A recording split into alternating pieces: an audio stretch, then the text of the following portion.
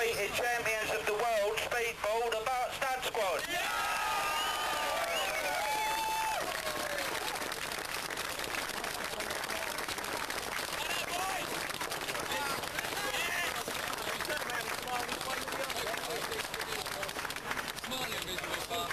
They also get a customised gun bag. Keep your eyes off this, Keith. Look at him looking up here, look. He's going to tear it up. One each. Oh, yeah, but he gave him JT Gov.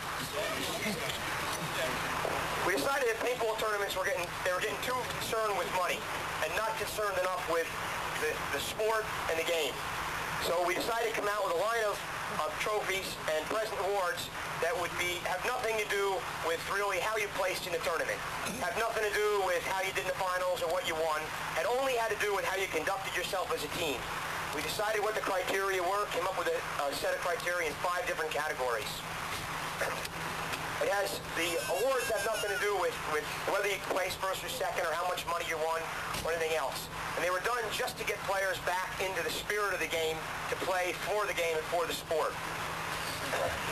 Anyway, Sarge just wants a cool bunch of guys. The guys that were in the running were Bart's, again, Norway, and Island. Island?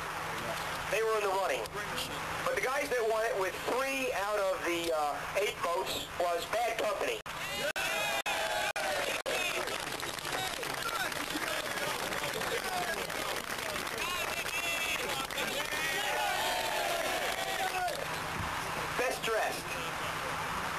Best dressed is a difficult one, because a lot of people now wear ICS gear. It's not difficult to decide who doesn't get it if you don't wear ICS gear.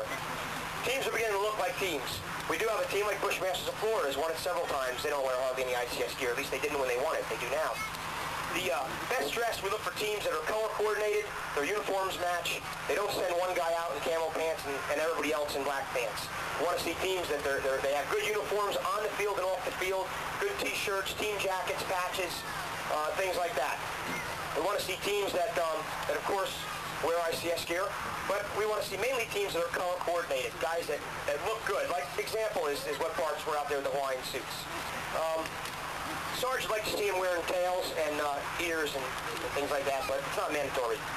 The guys in the running for best dressed were the Rottweiler Warriors.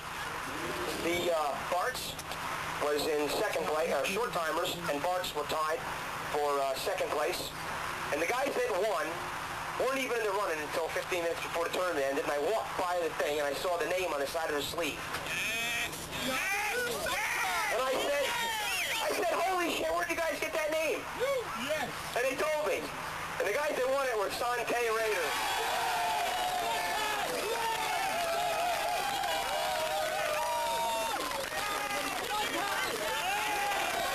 The Turks, matter of fact, the Turks were in second place for most honorable.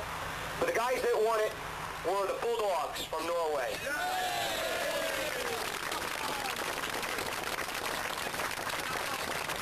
They also had great outfits.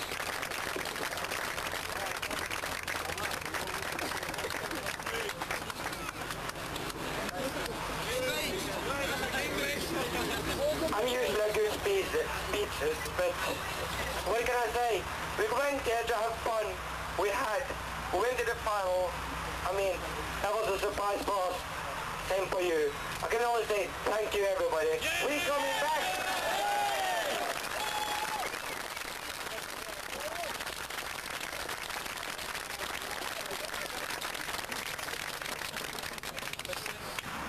In this case, the judges' award was hard to determine. All the judges did a real good job. The guys that had votes were Ashley and John, and they were tied for second place. But of course, the guy that really was out there and controlled the whole thing, made the decisions, and really put out the effort was John Evans.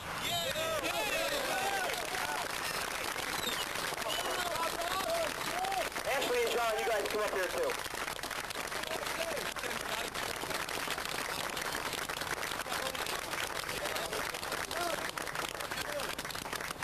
In fact, I don't think best team has ever been won by a team that actually won the tournament in all the awards.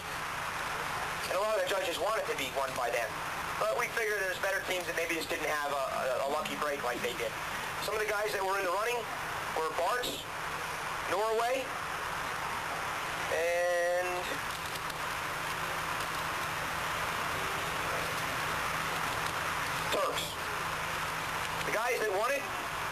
the short timers Dixie team.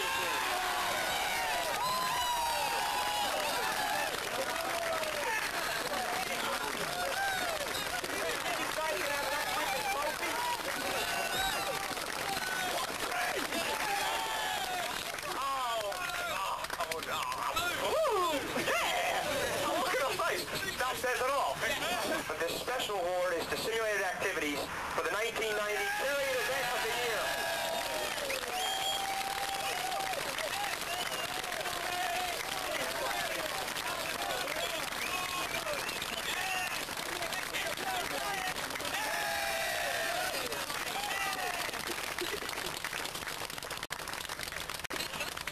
This really doesn't have anything to do with the sport.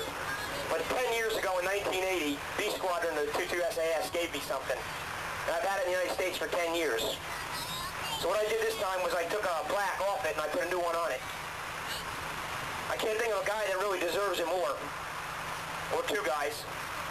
It used to say, presented to Keith Idema, United States Army Special Forces, for the work and help and aid that I gave them in Operation Honey Gift. And now it says, presented to Mick Holdaway and John Evans of Simulated Activities in recognition of their charitable works from the only American in paintball with the right to give these. It's a set of SAS.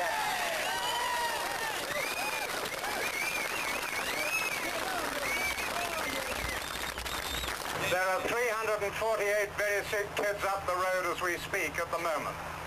They've got brain tumors, they've got kidney tumors, they've got leukemia, you name it. If it's a tough condition that kid's got, it's going to finish up in Great Ormond Street. Many of them from abroad, some of them from the USA. It's thanks to people like you that we're able to do what we do and keep it going, because we rely very, very heavily on what we can get in voluntary donations.